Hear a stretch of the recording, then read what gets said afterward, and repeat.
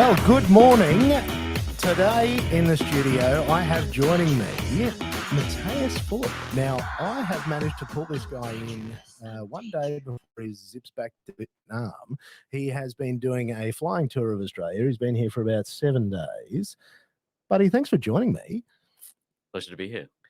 Now, I've invited you on the show because you were actually you were suggested here. Now, I've known you for a long time, but Richard reached out to me, who does a bit of work with you, and said he's coming into town. You probably should try and get him on the show. So, we've managed to nail you down here.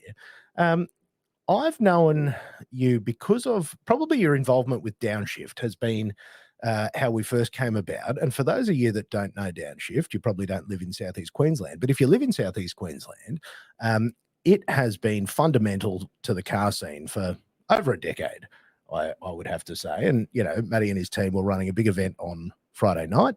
And, we've spent a lot of time running into each other at automotive events across that duration. But, I've also seen Matty build that business. I've watched him, lobbying government. I've watched him, working with police and, advocating for, in particular, car owners, car culture, car modification. But, that's only a small part of Matty's life. Mate, I am going to take this all the way back to when you were just a whippersnapper. Matty, what was it that first tickled your fancy about cars?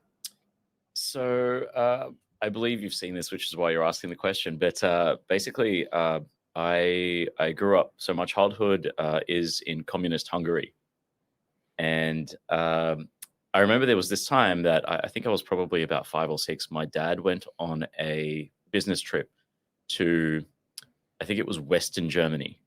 And that was a big deal at the time, of course, because you've had the Iron Curtain, and to get out there, you had to have a really good reason. And I can't remember what the reason was that he went out there, but he got dispensation, essentially like a permit to go out to Western Germany, which was not in the communist bloc. And when he came back from that business trip, he brought a gift for me, which was a scale model of a Ferrari F40, about yay big, whatever that is, 1:24 sort of scale.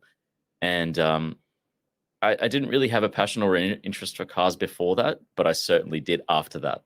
It was kind of like this work of art, and I had no idea that a car could look like this, or we had these horrible econo boxes in the Eastern Bloc, which were Trabants and Ladas and things like that. So my dad turns up with a Ferrari F40 in a clear crystal box, and so that kind of blew me away, and that really kickstarted my interest in cars. Bit smarter than a Lada. Yeah, just a little bit. We had a kind of like a morning pea yellow Dacia at one point, and him turning up with a bright red Ferrari F40 was a bit of a shock. So yeah. And, sorry, how old were you then? I think about 5 or 6, something like that. So pretty young. Yeah, that would have blown your mind at that point. It did, definitely.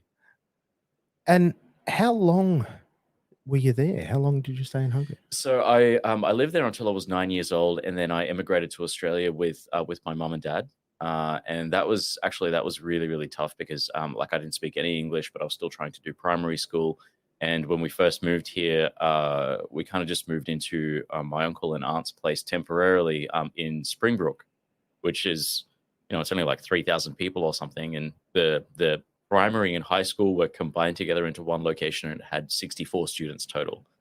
And so the teacher that I had was also the principal, who was teaching like 3 grades at the same time. Plus on the side, he sort of took it upon himself to teach me English at the same time. And I remember like having all these like scrapbook after scrapbook, which had essentially like a tiny figure for a car, and it would be like picture of a car equals auto, which is the word in Hungarian for car. And so I just have like lines and lines and lines of like trying to like learn each word basically through drawing it in a scrapbook. So basically I was doing that. I like learning English, as well as doing the normal primary school curriculum. And then we ended up moving from there to Logan after a little while. So I lived there for a few years, and then eventually to Maruka, which is very close to the studio. So yeah. Mate, that's wild. The experience of being a 9-year-old boy and changing countries. Like, what was it that sort of pushed your mum and dad to move? I mean, aside from the obvious, I'd rather sort of hear from you. My dad's younger brother was living here with his wife, and he came out to Australia to like visit them. And I guess his younger brother must have convinced them. So my uncle must have convinced him to that it's like a better location, that it's better economy, there's less corruption, it's maybe a better life, a better future for the entire family, I suppose. So I guess he must have taken that on board and had a conversation with my mum and decided to make that incredibly difficult step happen. Because I mean, leaving everything and everyone behind that and like we had a pretty reasonable life in Hungary, like we weren't like poor or anything like that. But like essentially selling everything and putting your life in 3 suitcases with your partner and your 9-year-old kid or 8-year-old kid at the time must have been incredibly difficult. Much more difficult for them compared to me, because obviously I didn't have any responsibilities. I had just had to survive. And how do you remember that experience? I mean, what are your memories of how that was? It was pretty weird. It was pretty strange. Generally it was like, I mean, moving into the rainforest in Springbrook, compared to sort of like a mid-tier city in Hungary, that was very different. Very different. I rode a bicycle to school down like a dirt road, essentially, and going to an Australian primary school with 64 students compared to like an 1,800 person primary school in Hungary. That was very, very different. And do you remember your mum and dad saying to you, like, "Hey, mate, we're moving to Australia"? Like, do you recall that conversation and how that went? Well, I didn't really know how to react to that. Like, I didn't know what that meant in the real world or in real life. It's like, the concept sounds cool. All right, let's do it. And of course, I trusted my parents completely that like they're making the right decision. They know what they're doing. So that's wild. Yeah. And kids can be brutal. How did you find that time? Was that complicated? That was definitely complicated. I mean, like, I think a lot of people didn't particularly like me because I was an immigrant, or maybe because I was a little shit. I'm not sure. Entirely possible that it was a combination of both, but I guess I didn't really have both the language skills and maybe the self-awareness to realize that that's partly what it was. And so the first principal as well, he was incredibly kind to take me under his wing and teach me English and all of that. But he got substituted out about 6 months later, and we had another principal who hated me because I was an immigrant. And I didn't realize that that's why he hated me at the time. But about 10 years later, I figured it out that, like, what did I do to offend this person? And I felt horrible about, like, like I must be doing something wrong. I must be, messing things up. Yeah, nope, that wasn't the case. So there was definitely some negativity, but then there was also positivity as well. And it was like I made friends and everything. And I remember I had this crush on this girl who was a couple of grades older than me, and so we hung out a few times, and she was really nice to me. So, that was kind of cool. Yeah. How long do you think it took you to get a grasp of English to be able to communicate reasonably effectively? Oh, probably. I mean, I could make myself understood probably within about a year, fairly well, but to sort of get the to get the fine details and the subtext of things, like, that took much longer. And certainly to get rid of my accent took many years. I would say probably like I've actually looked at some of my exercise books where I've like written things back from like grade 8 even, and that was still not perfect. In fact, when I went for an interview at Brisbane State High, because my mum really wanted to send me to the best public school there is in Brisbane, the reason they wouldn't take me is because my English wasn't good enough. So that's grade 7, essentially, which is 4 years later. Yeah, 4 years later. Wow. Yeah. Because interestingly, and only knowing you in your adult life, you come across as extremely eloquent.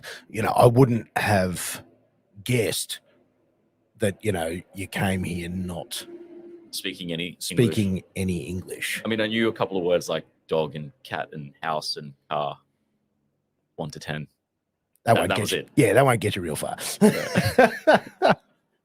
Yeah. Far out. Okay, so schooling was obviously a bit of an uphill battle. Did it get better? Did you find?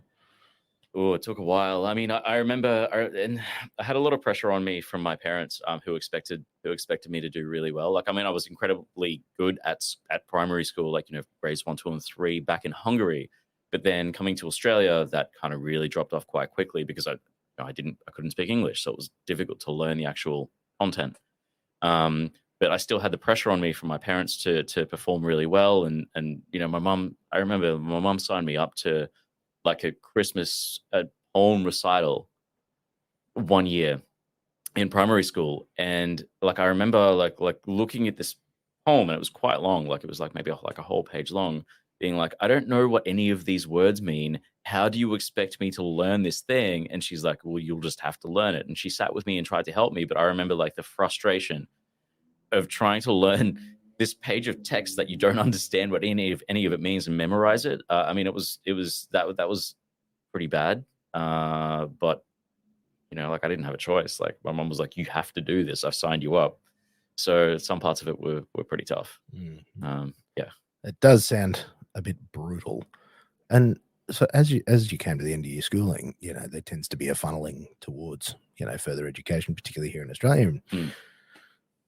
What was that like? Where did that head? So, I mean, like I went to McGregor High, and that was generally a pretty good experience. And from there, I sort of didn't really know what I wanted to do, but the pressure or the idea was to go to like a good university. So I ended up going to University of Queensland and doing a Bachelor of Business Management. So the majors were international business and business economics, and so that was pretty good, but kind of in a silly way. Like I had a long-term girlfriend at the time, and so all I was doing really at university was I'd go to uni, I'd do the coursework, and then I would go and do my part-time job. And I had 2 of them at one point that were like debt collection and also telemarketing, which is both on the phone, but the very complete opposite kind of approaches. And then I would see her, and that would be the only thing I would do. So I didn't really do too much socializing or anything like that. And that was definitely a mistake in retrospect. But it is what it is. So anyway, so I did my university, and then after that, that kind of didn't really lead me towards any particular job. So I thought, I'll try and I'll do some more specialization. So I ended up doing a Master of Business, and then after that, that took another 2 years, and then after that, I ended up getting a job for government and working in an office for sort of 6.5 years. And I guess that's a weird kind of thing. I didn't think that that's what I would, or looking back, it doesn't seem like the right kind of for me to do. But yeah, that's a lot of study. Because I mean, to have done an undergrad and a and a master's, and a master's as well. Total, that's full commitment to your studies. Yeah. I mean, it was 5 years. Yeah. So it was long enough. And so jumping into the public service after that. Yep. How did you find that experience? Scary, definitely scary. But I mean, I was blessed with a few very, very good bosses, directors, executive directors, who I guess liked it about me that I wasn't kind of like normal public sector sort of mold, that I was, I guess, like less conservative and a little more like off the cuff and let's get things done kind of thing. Yeah, that's sort of what I think I'm alluding to here. Is you don't strike me as a man that would fit in the public service. Yeah. No, so I was actually hired to be in a team that was trying to get rid of regulations that are placed upon business. So to try and make things more streamlined and easier for people to get things done versus just more regulation. So I was doing that for a while, and then I got headhunted basically from there to work for Queensland Health and to try and improve the systems within Queensland Health to try and get like basically more patients through the system faster and in a more efficient way. So I did that for about 3.5 years or thereabouts. So I guess that sort of role, that sort of team was more relevant to like people who just want to cut through the crap, essentially. Yeah, because I mean that's a very corporate life. very. There. And It's very again, corporate life. yeah, the man I know now, they're Not heading the same way, but they're on very different paths. So I'm interested to know where that path shifted. Okay, so actually, this is a bit of a more interesting story, I would say. So I had a supervisor who would sit about as far away from me in the office as what you are from me, and she was sort of like I think, a 39-year-old ex midwife, and quite conservative, lovely lady, but we kind of butted heads on a lot of things. She really wanted all the T's crossed and all the I's dotted, and I kind of just wanted to get on with it. Why aren't we implementing this yet? So we butted heads a lot, but we worked together for about a year and very closely because physical proximity, as well as, she was my line manager essentially. But one day I come into the office and it's about 9:30 because I'd been at a meeting on site, and I come back in and no one's working on the floor. So there's about 200 people kind of just milling around, unsure of what to do. And I'm like, guys, what's going on? And they say, haven't you heard?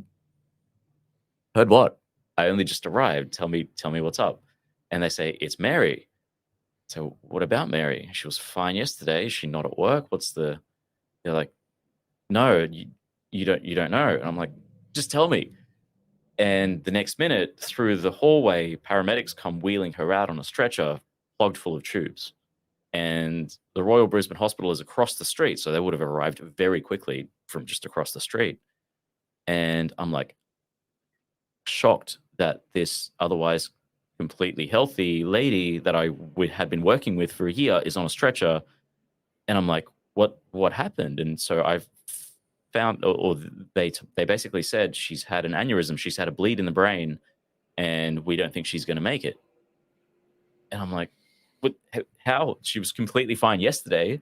And they say, no, she was completely fine an hour ago when she was on the phone to a hospital site working on one of the policies that we're working with. And then literally mid phone call falls off the chair, no vital signs, no breathing, no circulation, no heartbeat, nothing. And so obviously they immediately called the ambulance, who rocked up very quickly and tried to sort of resuscitate and intubate and all of those things and ventilate and everything. Into ICU across the street, and but that was coming back to, I guess, like the story is, that was a real kick up the butt for me to be like, you don't know how long you've got left. If she can fall off the chair at the age of 39, which incidentally is how old I am now, from being like generally pretty healthy, like a normal person, what am I doing with my life? Am I happy to continue doing this in 10 years or 15 years or 20 years? Sure, it's maybe pretty easy and the money's good and I work with good people and generally the aim of what we're doing is good, but is this what I want to be doing at 40, 50? And I guess the answer was no. It's not what I want to be doing. And how am I going to spend this very limited thing that I have called time? And that was a real kind of like slap in the face to be like, oh my God, the actual thing that I'm limited by is time, and I don't know how much of it I've got. Is this what I want to do with my life? And the answer was no, it's not what I wanted to do. So basically, I exited the public sector a little while after that. It wasn't too long, but I'd already been running downshift the car events for a little while, organizing those things for people who are sort of passionate about sports cars, especially Japanese sports cars. And at that time, I kind of like took that a lot more seriously because I was like, hey, people enjoy this. They come out every month. Maybe I should like actually like hire a venue and pay that money and pay the public liability insurance that they require and all the things. And yeah, so that's kind of how that kind of grew as a thing that, like, I was enjoying it anyway, but I thought, hey, like, if I take this more seriously, this is something that I could substitute like an office job with, doing something that I really enjoy, and can grow, and where I'm providing potentially even more value for people that I was in an office job in government. Yeah, that's a pretty pivotal moment. And interestingly, from the story that I know going forward, that actually makes a lot of sense. I guess you had that moment of realization that, the path's pretty well set out. And if you don't make very active choices, It'll steer you the way that it yeah, wants to. mate, you'll just ride, and then you'll look around, 20 years later, and go, what whoa, happened? whoa, Yep, exactly. So holy shit. Yeah, that's massive. Mm. Yeah. And I mean, did she survive? Did she, what was the aftermath? So I think she spent something like 3 months in the ICU, being like plugged full of things, and the doctor said, like, she's brain dead. Like, there's no recovery from this. And interestingly, the family decided to essentially keep her alive, like keep her plugged in, and a lot of people were like, why? Like, why? Obviously not to the family, but like, what's the quality of life here? It's not great. Against all odds, she woke up. About 3 months down the line, she woke up, and I believe in the coming sort of 2 years, she did a bunch of rehab, and sort of started being able to like react to things again, and eventually even like speak again. But that's sort of where I sort of lost track of what happened. But it looked like she was actually very slowly, but making a recovery. Wow. Which incredible. Like, no one, mate, brain aneurysm, that's pretty hard to come back from. Like, once that pops, that's generally game over. So that's so well, that's actually surprisingly positive. I actually didn't expect it to go that way. So that's, neither did anyone else. Far out. Yeah. It was a pretty confronting thing that happened. Yeah, it's a fairly brutal reminder that this is all finite. Yeah, but I mean, in a twisted way, I guess it was good for me. It was kind of a slap in the face to be like, hey, what are you doing? Wake up. And yeah. And how did you find yourself? How did you get involved with Downshift in the earliest days? So I was part of an internet forum called JDM Style Tuning, which a gentleman from Sydney started many years before I sort of got into it. Justin Fox, his name is. And basically, I was just into cars, generally just into cars. And I was on that forum, and this is back in the day when forums were a thing rather than the social media. JDMST. What's up? Exactly. And so I kind of just, there was a Queensland section, and I kind of just put up, hey, does anyone want to hang out? And a couple of people wanted to hang out. So we ended up going down to Orange Grove Road, the shopping center on Orange Grove Road where Aldi is, and catching up with just a few people and shooting the shit basically on like a Wednesday night or something like that. And, it was fun. And I thought next month, I'm like, hey, why don't we do this again? And I put up another post, and 10 more people turned up.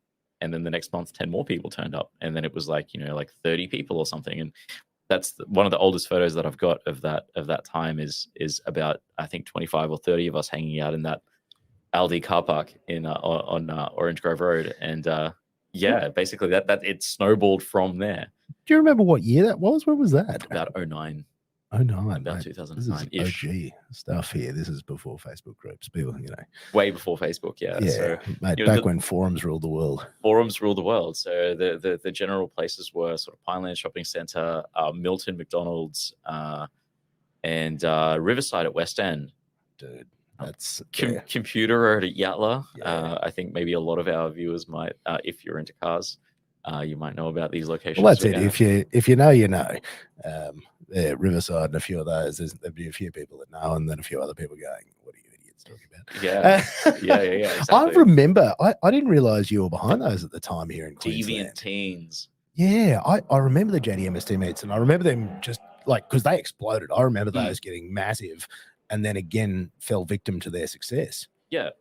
So that was me. I was running the JDMST things here in Queensland, and so that's where I started from. And what, because again, I remember those getting massive and then getting shut down. Yeah. So basically the issue was when we had sort of like 200, 250, 300 cars turning up to a shopping center car park, say in Callumvale, for example, on like a Tuesday or a Wednesday night at 8 p.m., all the shops were closed. And so when security saw things happening, they'd come up and, I'd go up and introduce myself and everything. And they'd essentially be like, well, what's going on? And then call the police immediately. And the police would come out, and I would go up and introduce myself and say, hey, like, I'm running this. As you can see, we're not doing anything illegal or bad, or we're not being antisocial. We're just hanging out and chatting in a shopping center car park. Half the time they would leave us alone, and they'd be like, all right, cool. We'll just make sure that continues that way. And be like, sure, I'll do everything that I can. Here's my phone number. Call me if there's any problems. But then half the time they'd be like, well, it's private property, so you guys got to move. And it got to the point where, we'd have like 300 cars, and we'd get kicked out of a place. And then the next event, I'd say, I know we're going to get kicked out of here after like half an hour or 1 hour. So I've got a backup place. So we go to another car park. But with 300 cars, that's A, not ideal. And B, then you get kicked out of that place as well, because then now you're turning up at 9 or 10 p.m. to another shopping center car park, or like a Bunnings car park, and there's security there too. So eventually it was, we would get kicked out as a group. We would get kicked out of every single place we'd go to, and I just got really sick of that. And I was just like, surely it can't be that expensive to hire a venue just to park cars. Like, it's not a complicated thing. Turns out it's a complicated thing, especially because of the insurance, and rent as well. So at that point, I really had to be like, well, I can't pay these thousands and thousands of dollars out of my own pocket. I don't have that money. So I asked people to chuck in, like $2 each or whatever it was. And that kind of covered expenses, and it just kept growing and growing and growing. So I had to like hire a venue, and we ended up going to Rockley Showgrounds. We were there for actually, we were there for many years until essentially the Oxley Traffic Police became what they are, shall we say, and ruined it all. I recall that showdown. Yeah. And I mean, I sort of tried my best to be helpful. You were very diplomatic. I actually remember that vividly. But yeah, I mean, I guess there's only so much you can do, and the cops will do what they want to do. Absolutely. And look, it is, there's always a few that spoil it for everyone. And I do remember, a couple of people making very poor decisions that reflect very badly on the rest of the community. Yep. And I must say, I think you've been instrumental in helping to change some of that mentality, where there is more of a group saying, don't be an idiot. You'll ruin it for everyone. I have watched that get better, because it used to be a serious problem. It used to be much worse. It used to be much, much worse. I guess I tried to sort of be the meat and the sandwich between the police, who are just like, any car enthusiast, we're just going to shut it down because that's what they all do, versus, the community, who are like, skids are cool. Sure, but there's a time and a place, and a meeting's not that. No. That's a difficult message to get through to like 1,000 people. And like, I'm down with you. Skids are awesome, but like, that's why we're very lucky to have wonderful racetrack facilities and skid pans and sure, exactly, cool things. And, exactly. You also run events there, oddly enough. Yeah, so, yeah. Not skids events, but yeah. No. Oh, but back in the good old days, there was the figure 8 track, which I enjoyed. I must say, I did take my road car to one of those. So. Yeah. Over the years, we've expanded into a few different things and events down in Sydney and Melbourne, and running the show and shine for World Time Attack. Because that was massive as well. I remember I've been to some of those. All of those have been huge. I mean, World Time Attack Challenge is, I guess, pretty well known on the calendar, and it's one of the bigger automotive events in the Australian calendar. And we've been fortunate enough to be asked to do the show and shine for that, and we've done that, I believe, 4 years now. Yeah, because that's pretty special, and that's gearing up to be another big one this year too. That's very cool. That's a very, very cool event. Definitely. Yeah. So we'll get you back to Australia for that one too. Probably. No. I mean, look, now that I think travel is back to normal, and ticket prices are back to normal, I'm planning on coming back a lot more often than I was gone for a year and a half, just gone. So a lot more often than that. And see, and I feel like we're jumping around here, and we'll probably get back to that. But your involvement in Downshift obviously grew over the years. Do you want to talk me through, I guess, the commercialization of that and how that changed? I mean, I guess you've sort of heard like maybe most of that, in terms of I had to like hire a venue, and I had to like pay all of these costs that are involved in that, and therefore I asked people to make a contribution, and when more and more people turned up, more people made a contribution, and therefore that generated the commercial return to be able to pay for all of the things, and then get new venues and do various other things like have a DJ and do like food and merch and all of those things. And I mean, essentially, it's still that now in terms of what we do at sort of like the normal street meets. We essentially just give people a place to enjoy their cars, and we keep it very, very simple and low key. Essentially, it's just a venue, some music, and some light entertainment and food. That's it. I'm not trying to reinvent the wheel. It's not rocket science, but I think car enthusiasts, as like people who are into cars, need a place to be able to gather without being hassled by anyone, security, police, whatever. I mean, it's legitimate interests that people have. And to be honest with you, I think in Australia, especially for young men, if you don't have a specific hobby, cars are kind of like the default thing that you go into. And I think it's wonderful that kids, especially young males, have something that they can, I guess, invest their time and energy into, and have something that allows them to become part of a community and make friends. Almost like there's an excuse for me to talk to you as a young male because we have the same car, or because I like your wheels, or whatever it is. It gives you an excuse to talk to people, and I think it kind of creates that ability that's, I think, maybe more positive than like you going out and getting drunk, for example, or like, drinking is kind of like the social lubricant, versus a shared passion in vehicles is a social lubricant. So I think that's a really valid point, because I laugh and I think back, like, when I was a young bloke, we'd all get together in my mate's backyard, whoever had the biggest backyard and the most tools. Yeah. And, we'd be there working on things, and or even just shooting the shit, and just mate, just talking cars, because it is one of the great connectors of, like if you're a car person, if you dig it, it doesn't matter generally, age, irrelevant. Exactly. Where your age, income status, location. It doesn't matter. Yeah. Like if you dig. Yep. And I've seen that all over the world, and I'm sure you have too. Like wherever you go, if you're down with, car scene, car culture.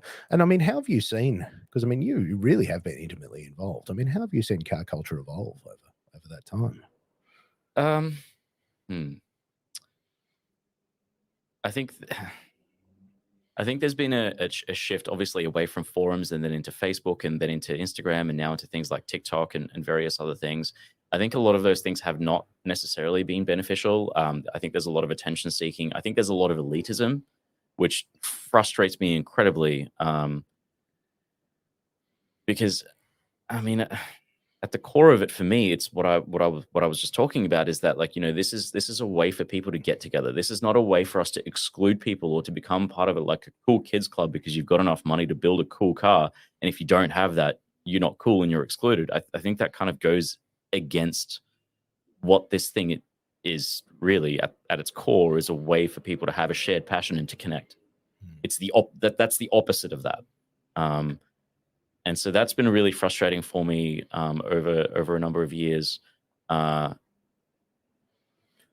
I think that kind of clout seeking that happens on social media, on especially like Instagram and TikTok, I don't dig that.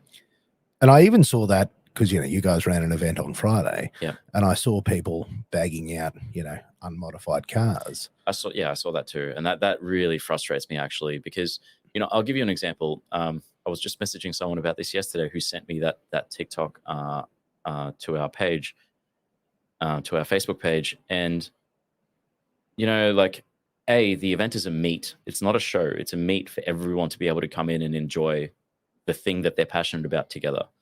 I had a girl message me. She said, "Hey, this is my stage here. Did you see anyone take any photos of it? Do you have any photos of it?" And I said, "Oh no, have a look in the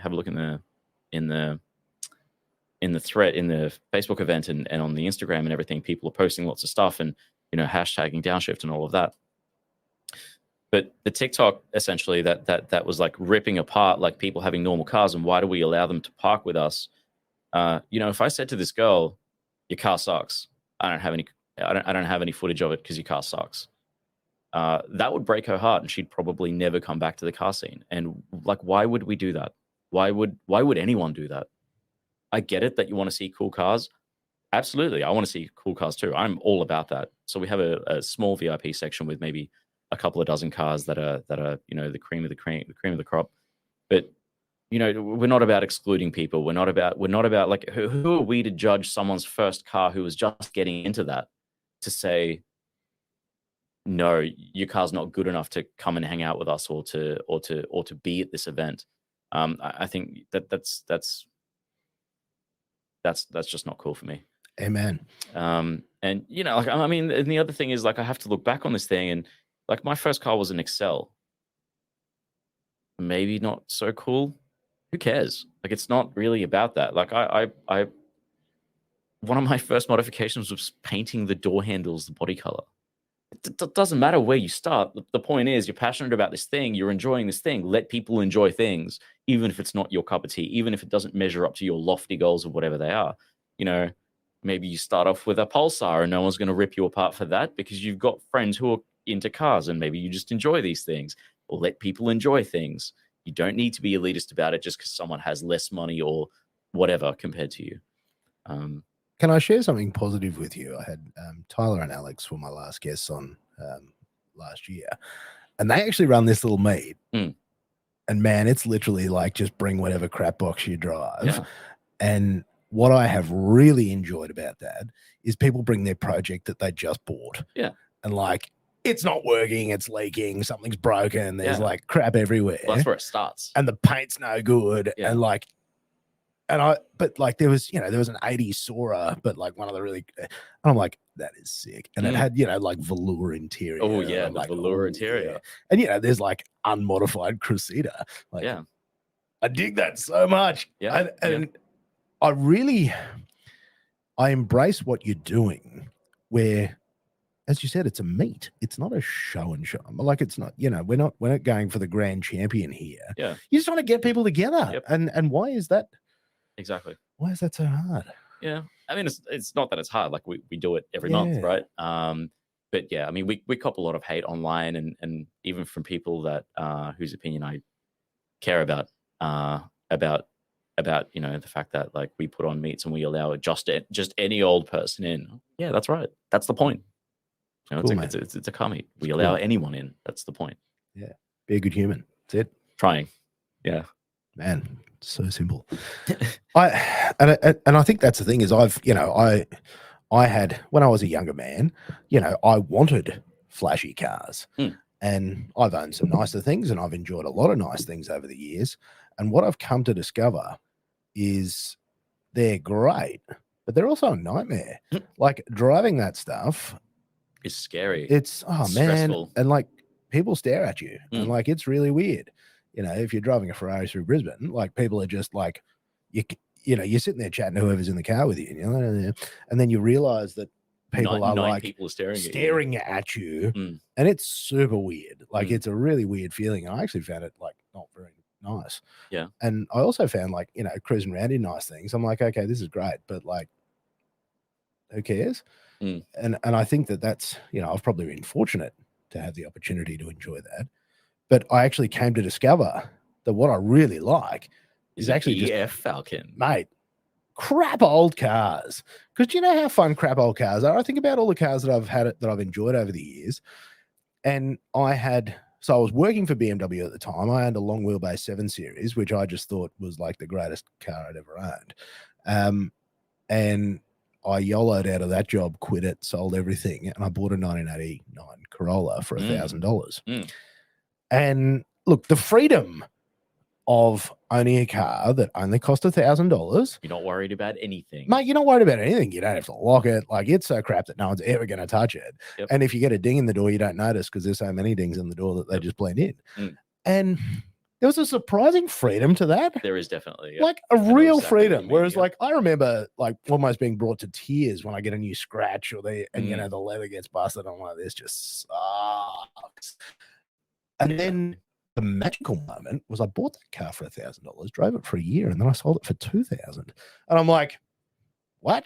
Whereas all the expensive cars I've ever bought just went backwards. Depreciated. Oh, mate, I like did did myself over and over again, just Yep. like lost so much money. And then I went, hang on, you can buy a crap car, not look after it, and then make money on it. I'm like, this goes against everything I've ever been told. You're a car dealer in your next life. Used car dealer in your Oh, next life. but see, only shit boxes, like just the trashest cars. Yeah. And I've got a VE Commodore Ute now that I paid $1,500 for, and I bought it off one of my clients. It's got 385,000 kilometers on it, and like, it's just the abuse that car has suffered, and it just loves it, and it keeps going, and it makes me so happy. But even if it doesn't, the wreckers will still give you $500 for it. Mate, I've had people offer me like $7,000 for it, and I think it's worth more now. Wow. I guess during COVID, all disgusting the prices amount of money. Yeah, all the prices have gone wild. Yeah. Asset appreciation. But no, mate, shitboxes is where it's at. So, like, for anyone that, wants a Ferrari, you're wrong. My accountant said to me, he said, the day will come where you'll be able to afford one of those things, and then you won't want to buy it because it's such a bad investment of your money. And he was right. Whereas at least if you buy old stuff, they're just going up. Well, I guess it depends on what you're buying, because it does. A few lot of of them those have actually gone limited really well. edition things have definitely gone up in value. Yeah, that market's actually changed quite a lot. I'm surprised at how much it's super weird. Yeah, because it used to, like, nobody. I remember you could buy a Di Tommaso Pantera for like $10,000, and everyone was like, "What a crappy car!" And now they've just gone, like a couple of $100,000. Oh man, like stupid money. Whereas like you'd go to a meet 15, 20 years ago, and people would like kind of snicker, like, can't afford a Lambo, poor. Yeah. Whereas now, like, they're like, oh, that's sick, rear engine V8. That's amazing. Like they've been, I guess, recognized as an asset, which has brought a lot of money and a lot of speculation in that probably wasn't there before. Because I've seen people, I'm car vesting, I'm investing in money, like, yeah. I know I'm not allowed to judge, but I'm judging. But I think it's why I appreciate people that are just into it, just down with it, just love it. Like, and I think that's what I really enjoy about you and what you do and what you bring to it is how it's all just, it's for the people. Tried to do that, yes. Now, something else we have to explore is you don't live in Australia full time anymore, no. or partially, or a little bit, or at all, really. So basically, at the end of 2015, I did quite a bit of travel in sort of like my early 20s, especially around Southeast Asia, and I really enjoyed the kind of different vibe that it has, and the cuisine, like the fact that people are friendly, the fact that it's very easy to rent a motorbike and ride around and explore, and weather's great. It's very cheap. It's very, very cheap. Not as cheap now as it used to be, but especially in the big capital cities. But certainly in comparison to Australia, it's very cheap. Street food, amazing. So I enjoyed all of these things when I was traveling around, and I guess I had within me sort of this drive to, at least once in my life, try moving somewhere where I didn't know anyone, I couldn't speak the language, sink or swim, figure it out. And the three choices that I had were Vietnam, Philippines, or Thailand. So the capital cities of each, I'm kind of like more of like a city person as opposed to like a countryside person. So it was essentially, it was Bangkok, Thailand, Ho Chi Minh City or Saigon, Vietnam, or Manila, Philippines. And out of those three, for various reasons, I picked Saigon, Vietnam. And at the end of 2015, I moved there, and basically like a suitcase of stuff. And yeah, I started, I moved over there, and like I met a bunch of people, and I ended up meeting a friend who was doing events at the time, and she said she's got some contacts that she wanted to introduce me to. And so anyway, I got introduced to a general manager of a hotel on the outskirts of the CBD. And I talked him into letting us use his pool at the hotel to run pool parties. And so I did that for a year. So I started running pool parties in Saigon, and I did that for a year, which was an interesting experience, shall we say. And actually, even that was kind of like a similar sort of idea as to what we've been talking about in terms of give people a place to go, give people a place to like hang out and have fun. And we had like the DJ and all of those things. Anyway, so I did that for about a year, and that was starting to do better. I like that in a similar sort of way to the downshift story that we were talking about just previously. that sort of started gathering a bit of momentum. But unfortunately, because of the commercial implications and various painful experiences working with local business partners as well as the hotel, I just said, "Hey, this isn't fun for me anymore. It's not making tons of money to make it worthwhile to deal with the BS and the corruption and the police hassling us and various things like that." And I just said, "No, I don't want to do this." So I shut it down after a year. But yeah, I mean, there were some fun times there. A lot of people enjoy that. Yeah. So yeah, pool parties in Vietnam. And then I ended up working on a few different projects. I was doing Airbnb experiences for a little while. I was like showing people around and sort of showing them some hidden spots in Saigon. So that was fun. I also worked on a water filtration project with a very good friend of mine, who essentially he invented a water filtration system that could be built sort of fairly cheaply. That involved sort of like centrifugal force, essentially throwing particulates out towards the edge of these long PVC tubes, and then using a filter at the end to basically filter out everything except it couldn't do salt and it couldn't do heavy metals, but like every other like particulate matter basically was filtered out of it. And the machines cost sort of like they're very economical for how much throughput, for how much clean water you could get out of it. So I was working on that for a while as well. We ended up installing some of those out in the countryside in Vietnam where they didn't have like filtered and treated water. So that was kind of cool. And throughout all of this, Downshift continued running, and I've been privileged to have some incredible guys and a lady as well, who ran the events for me in my absence. And so I'd sort of be the social media aspect of things. I would set up the events and the flyers, like the graphic design of the flyers and things like that, and do the advertising and all of those things, the posting, and then the actual physical running of the events would be done by my team here. And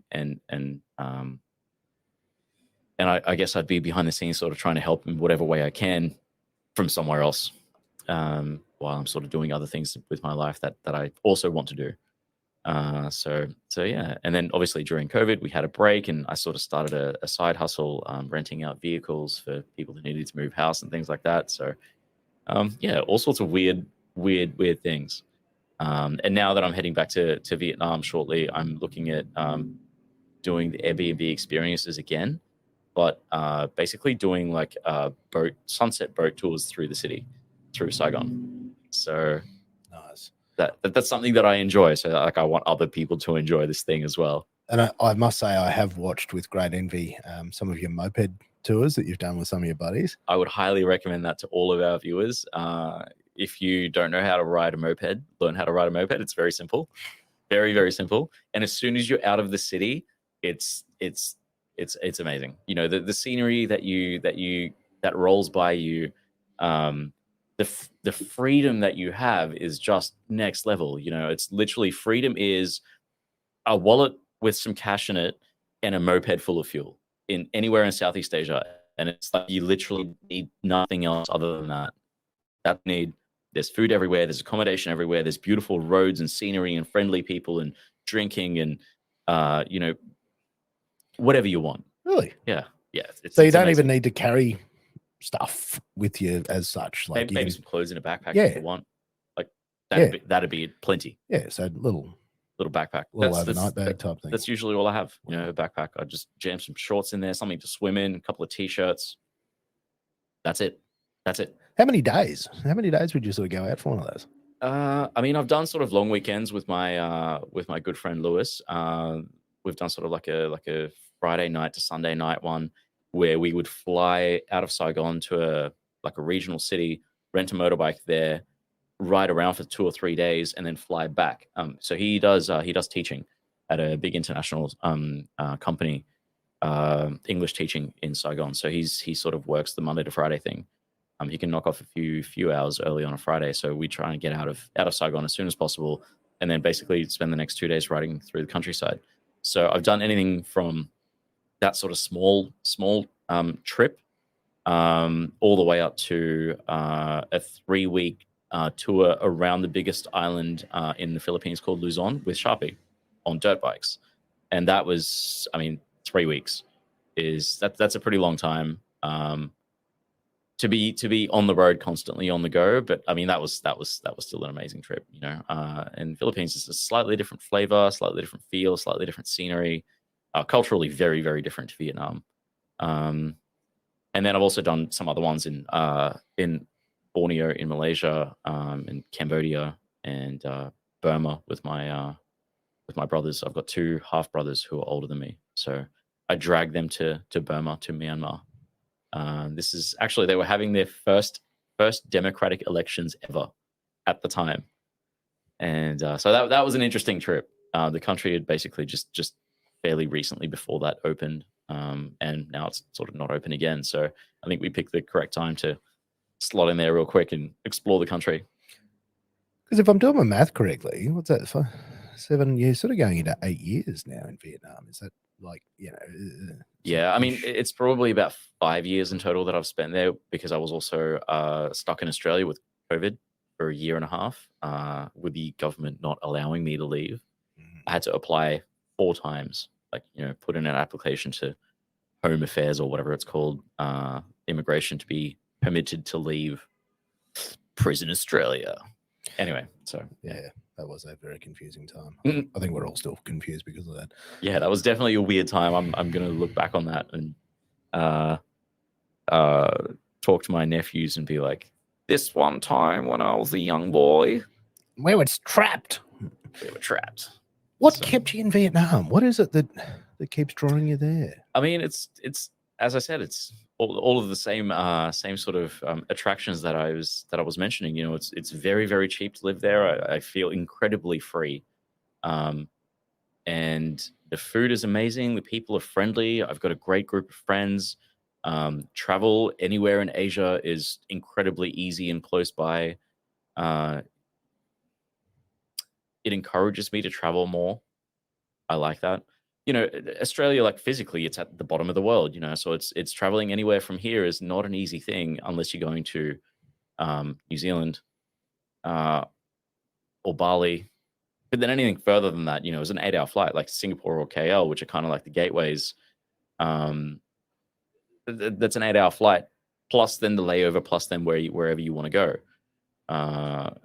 America, I can't remember how long it is, but it's like a 14-hour flight or something. Like, it's far away and it's expensive. Whereas in comparison, I can get return flights to Korea or Japan for like $500. And it's usually an overnight flight, so it's real convenient. You know, you sleep on the plane and then you're there in the morning. Anything within Southeast Asia is like $50 to $100 each way. It's nice. That's just annoying. I'd rather fly to, like, you know, Bangkok or Hanoi or come on, Singapore, mate. You can spend $700 and fly to Melbourne from Brisbane. Yeah, it's great. A bargain, and then your plane won't take off or it'll fly home. And what's next? So back to Vietnam tomorrow, and yeah, I think I want to try this sunset boat tour thing. I think now that tourism is returning back to normal, I think there'd be enough people who'd be interested in doing it to actually make it viable. Plus, it's cool. Most importantly, for my birthday last year, I took out a bunch of my friends and we had 3 small fishing boats, and I put a big karaoke speaker like this on the front of one of them and blasted it, and you know, we had a great time, and we had lots of vodka and beers and music and sunset on the river.